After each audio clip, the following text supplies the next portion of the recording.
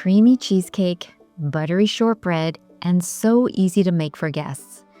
These Carnivore Cheesecake Cups taste like a classic dessert that no one will ever guess is carnivore. Come into the kitchen with me and let's put them together.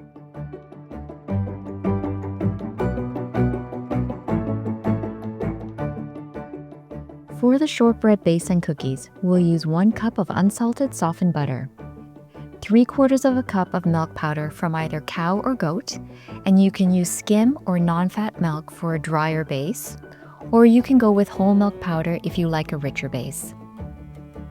1/4 cup of egg white protein powder or regular egg white powder, and 1/4 teaspoon of unrefined sea salt. For the cheesecake layer, we'll use 8 ounces of softened cream cheese, 2 teaspoons of gelatin powder, and 2 tablespoons of cold water for blooming, 1/2 cup of heavy cream plus a little extra for topping. And for flex carnivores, there's an option to add 1 to 2 tablespoons of raw honey, 1/2 teaspoon of vanilla extract, and 1 tablespoon of lemon juice if that fits in with your flex carnivore lifestyle. Here we have 1 cup of softened unsalted butter, 3/4 cup of whole milk powder, 1/4 cup of egg white powder, and our unrefined mineral-rich sea salt. We'll start by preheating the oven to 325 degrees Fahrenheit. Then, in a bowl, cream the softened butter until smooth and light. This step helps create a soft, tender base with an even texture. Take a moment to really work the butter so it blends easily with the dry ingredients in the next step. Now add the milk powder, egg white protein powder, and salt. Mix until a soft dough forms and holds together when pressed. It should feel smooth and slightly pliable, not dry or crumbly.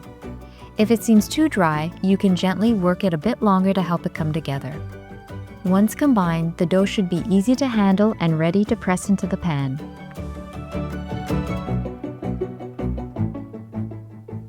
This is one of my favorite stages because you can already feel the texture coming together. It's simple, but it sets the tone for the foundation for that perfect bite at the end. And after you try it, you'll see just how easy it is to recreate anytime. For baking, I'm using a 7 by 7 inch ceramic coated pan lined with unbleached chlorine-free parchment to make removal easier. We'll transfer the dough and press it into the pan, aiming for a 1/2 inch thickness. I'll be using a blue nitrile glove for this step to keep things clean and make handling the dough a little bit easier. It also helps prevent sticking and allows for a smoother, more even press. If you prefer, you can lightly grease your hands instead, but the glove gives a bit more control in this step. We'll bake the shortbread for 18 to 22 minutes until the edges are lightly golden. Remove the pan from the oven and let it cool slightly. Then slice half of the shortbread into 6 even fingers and set them aside to cool completely. I still remember the first time I tested this. I wasn't sure whether to slice or crumble, so I tried both in the same batch. It turned out to be the best decision because the contrast in texture made each bite more interesting. And now it's something I intentionally build into a recipe every time. It's those small details that really take a simple dessert to the next level. And here we have our 6 shortbread fingers, which we'll now set aside to cool completely and firm up. As they rest, they'll develop a more stable texture, making them easier to handle and assemble. We'll now take the remaining pieces and crush them into fine crumbs using a food processor, but you can also do this by hand if you prefer. You're looking for a uniform sand-like texture so that the base sets evenly. Take your time here, as a finer crumb will give you a more cohesive and polished result. Once ready, these crumbs will form the perfect foundation for each cup. We're going to fill the bottom of each glass dessert cup with the shortbread crumbs and gently press them down for an even, compact base. This helps give each bite a nice structure and contrast in texture. You can adjust the thickness depending on your preference, but a light, even layer works beautifully. I'm using a dough tamper to help flatten the crumbs, but the back of a spoon works just as well. We'll place these in the refrigerator to firm up and set before adding the next layer. We'll now bloom the gelatin by sprinkling 2 teaspoons of gelatin powder on top of 2 tablespoons of water. This step allows the gelatin to fully hydrate so it dissolves smoothly into the mixture. Gelatin also helps create a clean, stable set without the need for starches or fillers. It supports the creamy texture while still allowing the dessert to hold its shape beautifully. For the full recipe card, head over to carnivorecollections.com. While the gelatin is blooming, we'll set that aside and beat the cream cheese until smooth. We're looking for a soft, spreadable texture with no lumps. This step creates a silky base that makes the filling come together beautifully.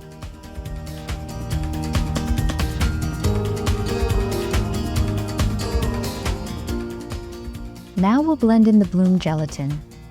If it has already set or firmed up, gently warm it until fully dissolved before adding it to the cream cheese. This helps it incorporate smoothly without any lumps. Once mixed in, it will give the filling that clean, stable set while keeping the texture light and creamy.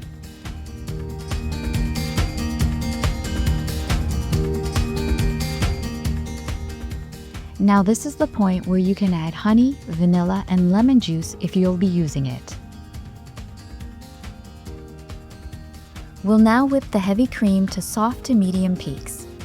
You're looking for a texture that holds shape while still being smooth and easy to fold. Heavy cream adds richness and helps create that light, airy structure in the filling. It also is a great source of fat-soluble vitamins like A, D, E, and K, especially when using high-quality cream.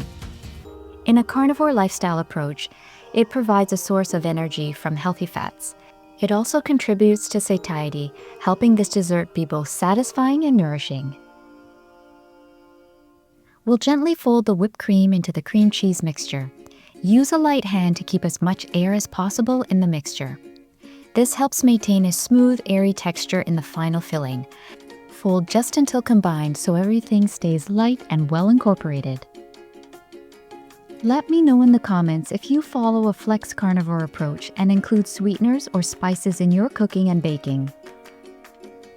To add the cheesecake filling cleanly to the dessert cups, we'll transfer the mixture into an open piping bag. This gives you more control and helps create a smooth, even layer in each cup. It also keeps the sides of the glass neat and more polished for the presentation. If you don't have a piping bag, you can use a Ziploc bag and snip off the corner. Fill each cup slowly to avoid air pockets and keep the layers nicely defined. This part always reminds me of the first time I served these to guests.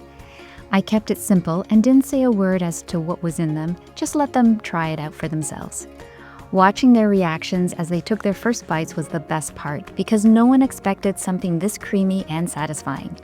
It's one of those desserts that quietly surprises people in the best way.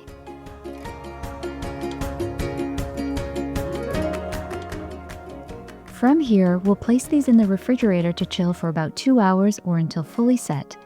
This allows the filling to firm up and the layers to come together nicely. And here we have our set crust and cheesecake layer, ready for garnishing. Everything has come together with a clean, structured finish. Now we can add those final touches to elevate the presentation. We'll be adding the whipped cream to the top using a whipped cream dispenser. It's a very handy tool, especially when you want to save time while entertaining guests. Make sure the dispenser has been chilled for at least 3 hours in advance so that the cream whips properly and holds its shape. This gives you a smooth, consistent finish with minimal effort. We'll pour in the heavy cream, and if you'd like to add a sweetener or a touch of vanilla, this is the time to do it. Keeping the cream cold helps it whip up quickly and hold its structure. You can adjust the sweetness to your preference or keep it completely neutral. Once the lid is securely back on, we'll charge the unit. Whipped cream dispensers require nitrous oxide cartridges to function properly.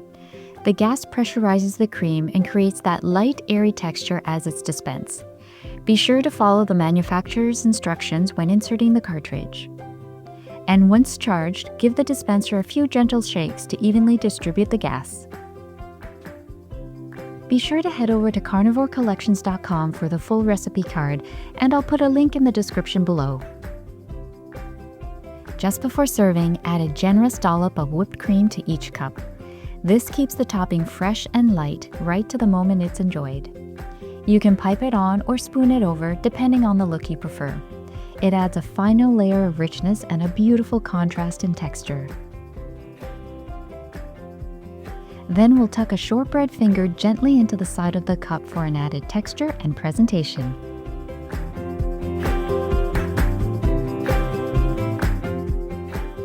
And here we have our finished Carnivore Cheesecake Cups.